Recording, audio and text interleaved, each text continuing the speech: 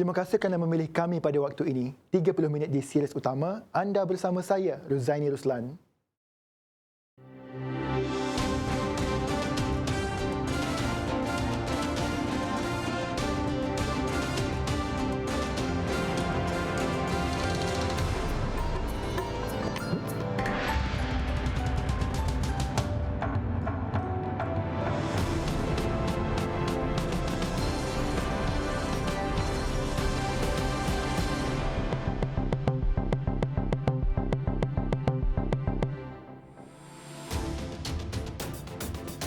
Kerja pembaikan dan alih kren di SUKE giat dijalankan.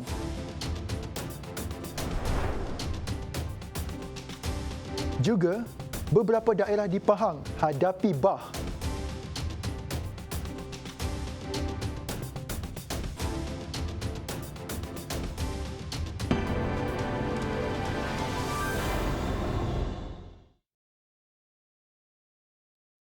Tragedi komponen kren terjatuh. Projek lintasan Kota Holding Sendirian Berhad Pro Lintas kini giat laksana kerja pengalihan struktur kren gantri serta kerja pembaikan. Ia dilakukan bersama SUKE selepas operasi mengeluarkan mangsa terakhir yang tersepit selesai.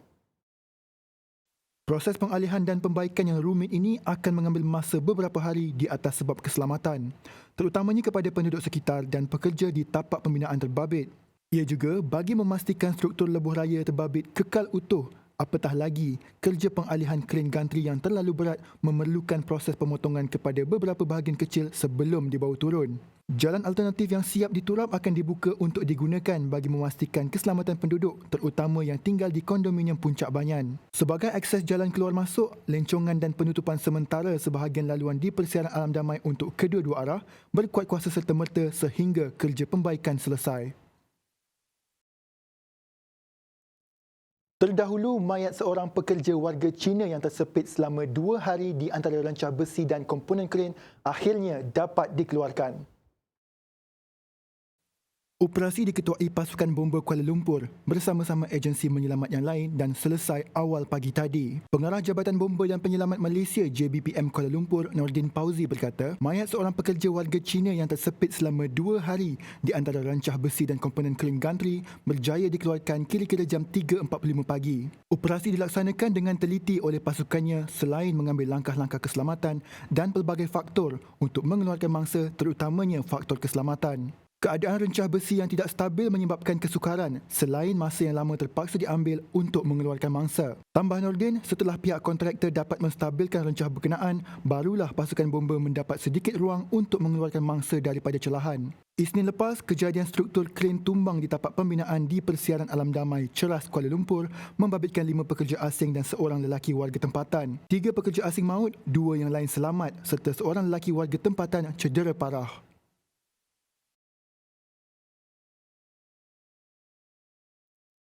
Sementara itu, Pertubuhan Keselamatan Sosial Perkeso dalam satu kenyataan bersetuju bahawa 3 pekerja warga Cina yang maut dalam kejadian tersebut layak menerima faedah di bawah skim bencana kerja pekerja asing jika majikannya mencarum.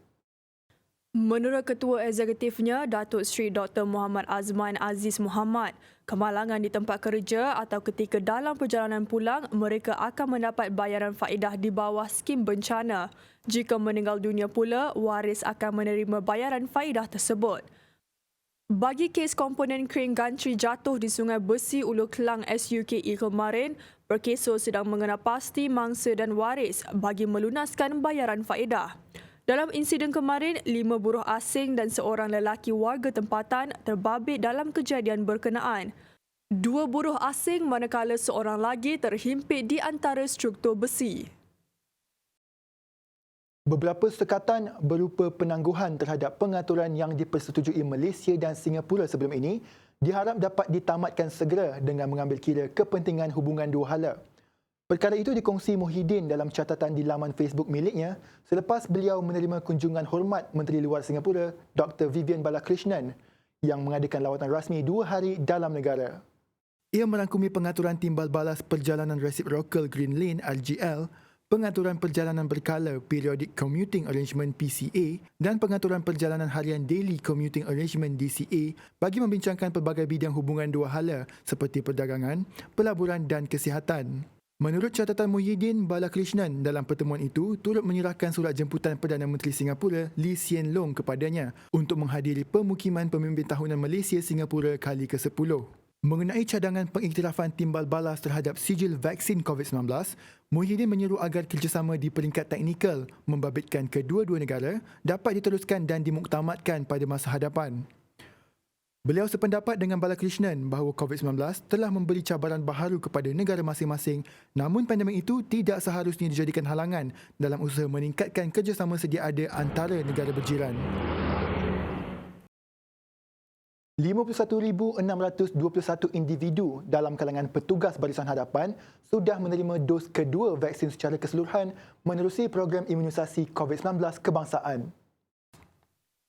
Selangor merekodkan pemberian vaksin dos pertama tertinggi dengan 58,552 individu. Diikuti Perak 49,451 individu. Sabah 41,125. Manakala Kuala Lumpur 37,254 individu, Sarawak 36,103 individu. Ia disusuli Pahang 33,317, Johor 31,451, Pulau Pinang 30,394, Kedah 26,293 individu serta Kelantan 19,734 individu.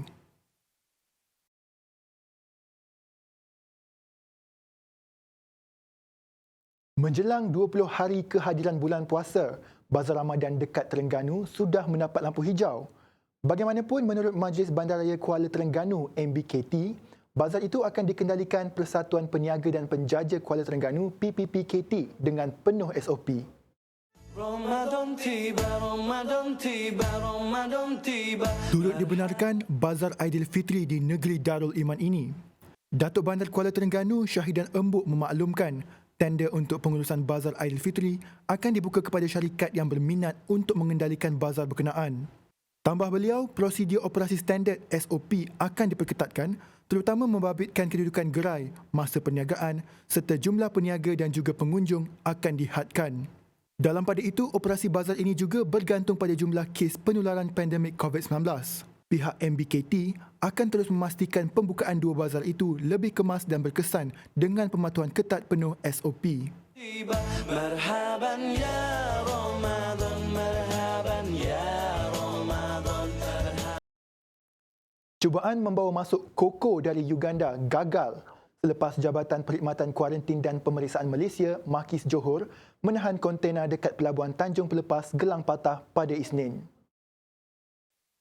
Menurut pengarah Makis Johor, Nur Afifah, hasil pemeriksaan pegawai penguatkuasa, kontena terbabit membawa koko seberat 24,210 kg yang bernilai 227,000.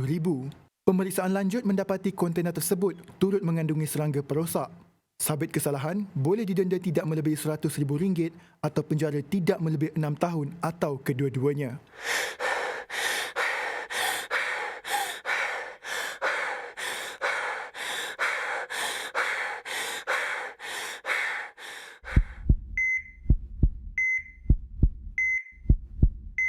Ramainya yang ingkar PKP, banyak kita rugi ni tahu. Kena bayar denda, rugi. Kes naik, rugi. Masa, tenaga, rugi. Kita rugi, semua rugi. Patuh arahan. Kalau duduk rumah, lagi bagus. Bantu petugas Barisan Hadapan kita, okey? Ingat, amal 3W. Wash, wear, warn dan elak 3S. Tempat sesak, tempat sempit, sembang dekat-dekat. Jangan leka, terus waspada. Ingat, sama-sama kita jaga kita. Budayakan norma baru. Bersama-sama kita putuskan rantaian COVID-19. Bertemu kembali. Hujan lebat tanpa henti yang melanda Kuantan semalam menyebabkan 5 buah kampung ditenggelami air. Ia termasuk Kampung Gudang Rasau, Kampung Air Hitam dan Kampung Pandan 2 dilanda banjir kilat pagi ini. Beberapa jalan turut tenggelam dan hanya kenderaan pacuan 4 roda dan kenderaan berat sahaja dapat melaluinya. Menurut seorang penduduk Japron Ali 62, biasanya kawasan itu akan dinaiki air jika hujan beberapa hari selain air sungai dari Hulu Terengganu turun ke Sungai Tembeling. Namun, air yang mula naik jam 9 malam tadi hingga ke paras 0.5 meter mula memasuki kawasan 8 buah kedai di pinggir sungai. Seorang lagi penduduk, Zulkifli Jamaluddin 33 berkata, siren amaran banjir mula dibunyikan bermula tengah malam tadi apabila air mula melimpah ke kawasan dataran pula. Kebanyakan penduduk juga tidak menyangka air akan naik secepat ini kerana sebelum ini sungai tersebut adalah sungai yang sangat cetek sehingga boleh diseberangi tanpa perlu menggunakan perahu. Turut mengalami nasib yang sama 8 kedai di pinggir Sungai Tembeling dekat Jerantut apabila kedai mereka dimasuki air. Ia selepas paras air sungai itu naik mendadak berikutan hujan lebat sejak semalam. Menurut seorang penduduk Japron Ali 62, biasanya kawasan itu akan dinaiki air jika hujan beberapa hari selain air sungai dari Hulu Terengganu turun ke Sungai Tembeling.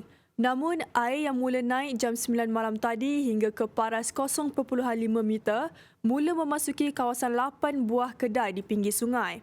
Seorang lagi penduduk, Zulkifli Jamaluddin 33 berkata, siren amaran banjir mula dibunyikan bermula tengah malam tadi apabila air mula melimpah ke kawasan dataran pula. Kebanyakan penduduk juga tidak menyangka air akan naik secepat ini kerana sebelum ini sungai tersebut adalah sungai yang sangat cetek sehingga boleh diseberangi tanpa perlu menggunakan perahu.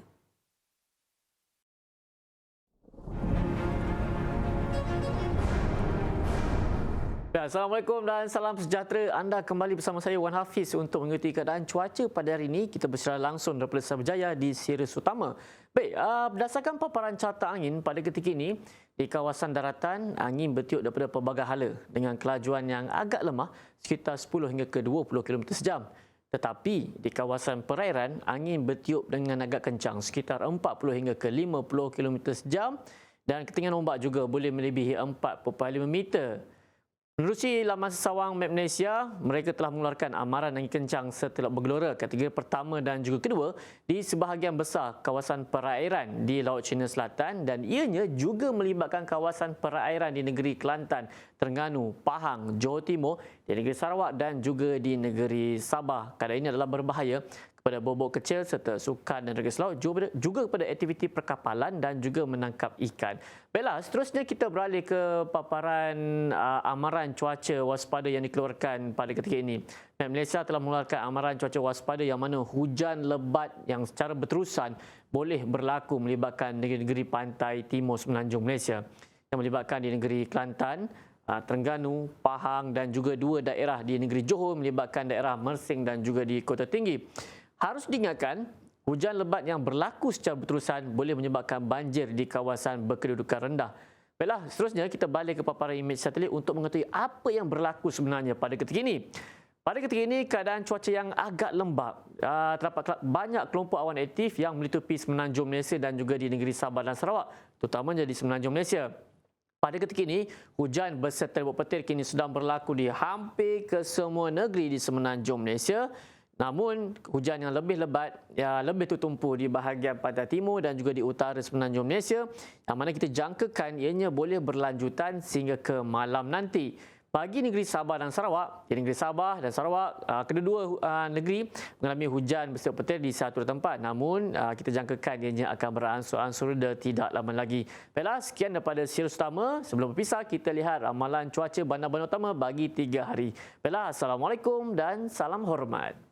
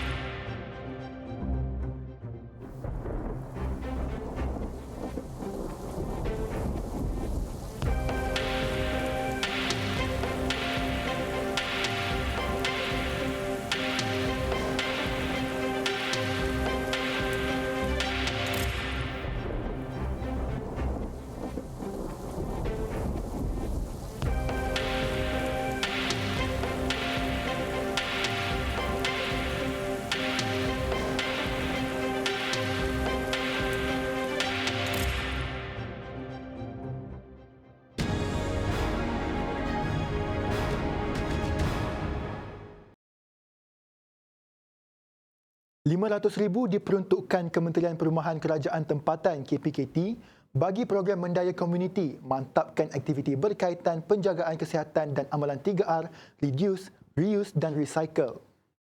Dengan ini PKN akan memberi taklimat kepada semua penggerak-penggerak di seluruh negara. Menurut Menterinya Datuk Zuraidah Kamaluddin, program berkenaan hasil kerjasama Perbadanan Pengurusan Sisa Pepejal dan Pembersihan SW Corp dan agensi kerajaan dan pertubuhan bukan kerajaan NGO. Kerjasama ini selaras dengan hala tuju dasar kebersihan negara, menjadikan Malaysia negara yang bersih serta mewujudkan budaya menjaga kebersihan bagi menjamin kesejahteraan hidup dan kelestarian alam sekitar. Tambahnya, program berkenaan bagi meningkatkan kesedaran orang ramai.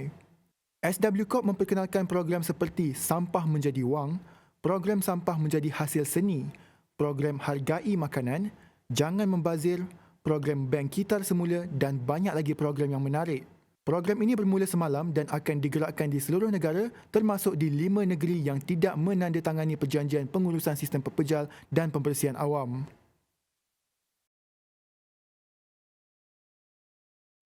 Selangor menyasar pelaburan komersial berjumlah RM1 bilion. Itu pun menerusi projek pembangunan Gerbang Maritim Selangor SMG, terutama membabitkan projek pembangunan Sungai Kelang menjelang 2030.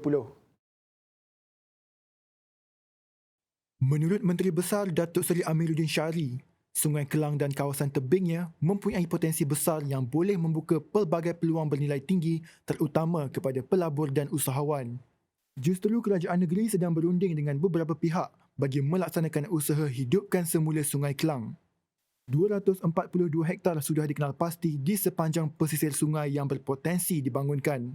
Projek ini dijangka siap menjelang tahun 2030 selari dengan aspirasi Smart Selangor yang bermatlamat menjadikan negeri Selangor sebuah bandar pintar paling sesuai didiami yang terkemuka di Asia Tenggara. Teruskan bersama kami dalam series utama Menarik dalam Sukan selepas ini.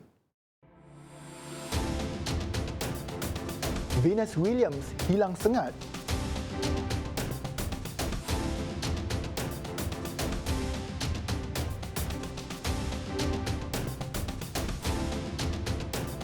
Dalam membudayakan normal baru, penggunaan perkhidmatan digital mampu melancarkan lagi urusan seharian kita. Ikuti contoh Adam mengadaptasi normal baru di tempat kerja. Sebelum memasuki bangunan, dia menggunakan aplikasi MySejahtera untuk membuat penilaian kesihatan kendiri bagi memastikan dirinya berisiko rendah dan mendaftar masuk ke lokasi.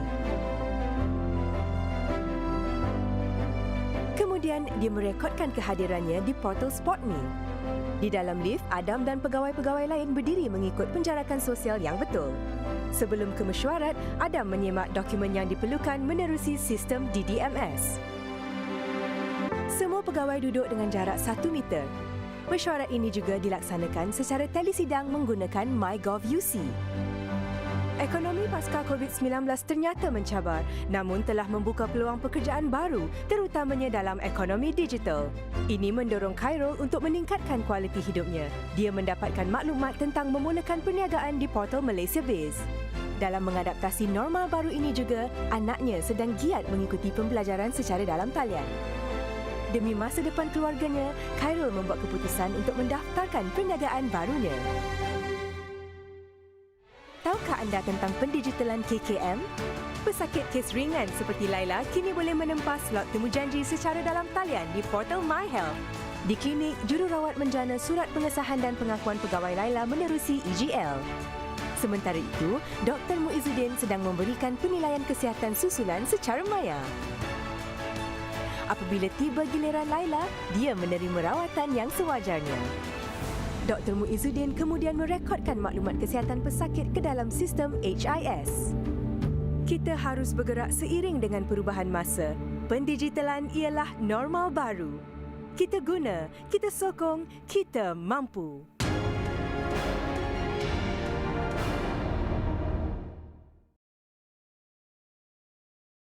Bertemu kembali. Susulan kejadian kem pelarian Rohingya di Cox's Bazar terbakar semalam, jumlah terkini mangsa yang maut meningkat 3 kali ganda kepada 15 orang, manakala 400 orang etnik itu dikatakan hilang. Kebakaran bermula di satu daripada 34 kem yang terletak dalam kawasan seluas kira-kira 3,237 hektar dan merebak ke 3 lagi kem. Seorang pentadbir Cox Bazar, Mamunur Rashid berkata, sekurang-kurangnya 20,000 orang melarikan diri. Dalam pada itu, dalam kejadian semalam, kebanyakan pelarian dilaporkan menjerit dan berlari manakala kanak-kanak turut menangis serta berlari bertempiaran. Terdahulu, 5 orang terbunuh akibat kebakaran dan mayat mereka masih di dalam kem. Menurut pegawai polis berpangkat Inspektor Ghazi Salahuddin, polis masih tidak dapat mengeluarkan sebarang kenyataan sehingga semua mayat mangsa kebakaran ditemui. Kebakaran berlaku lebih 10 jam dan dapat dipadamkan tengah malam semalam.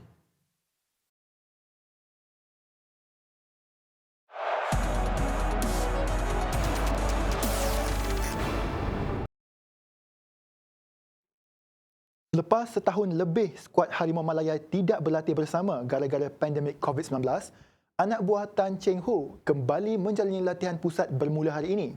Presiden Persatuan Bola Sepak Malaysia FAM, Datuk Hamidin Mohamad Amin berkata, latihan diharap berjalan lancar dalam misi menyiapkan pasukan menjelang baki aksi kumpulan G kelayakan Piala Dunia 2020 Jun ini. Selepas 16 bulan tidak bersama sejak November 2019, skuad Harimau Malaya akhirnya kembali dapat dikumpulkan untuk kem latihan pusat selama 9 hari di Johor Bahru hingga hujung bulan ini. Pengendali skuad kebangsaan Tan Cheng Ho cukup lega apabila akhirnya dapat berkumpul sebagai persiapan penting dalam menghadapi baki 3 perlawanan terakhir kumpulan G. Malah Cheng Ho turut berharap beliau dapat meningkatkan lagi persefahaman dan kombinasi para pemain serta meningkatkan tahap dan corak permainan pasukan bagi beroleh kejayaan apabila menentang UAE, Vietnam dan Thailand Jun nanti. Beliau turut mengucapkan terima kasih kepada Kelab Johor Darul Takzim JDT yang membenarkan skuad negara menjalani latihan di pusat latihan skuad Harimau Selatan itu.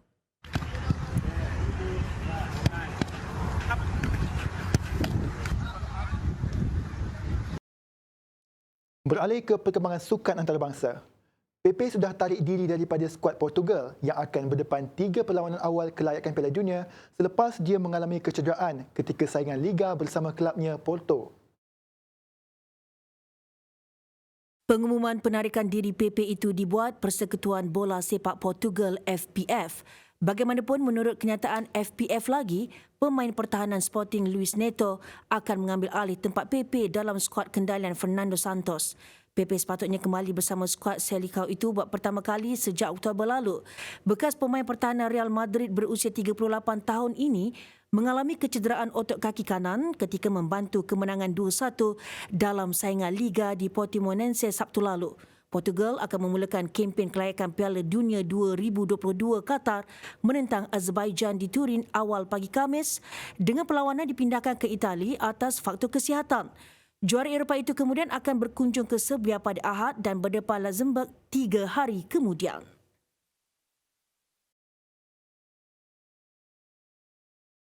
Venus Williams dilihat semakin hilang taring selepas tersingkir awal dalam saingan tenis terbuka Miami, Amerika Syarikat. William tewas kepada pemain Kazakhstan, Zarina Diaz.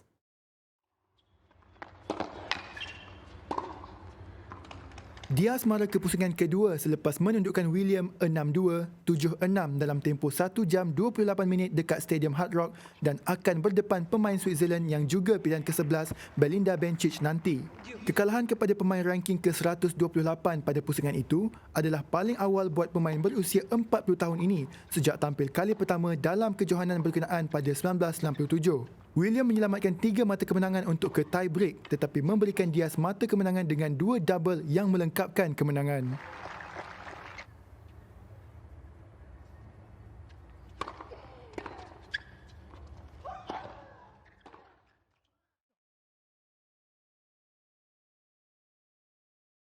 Sekian dulu series utama buat masa ini.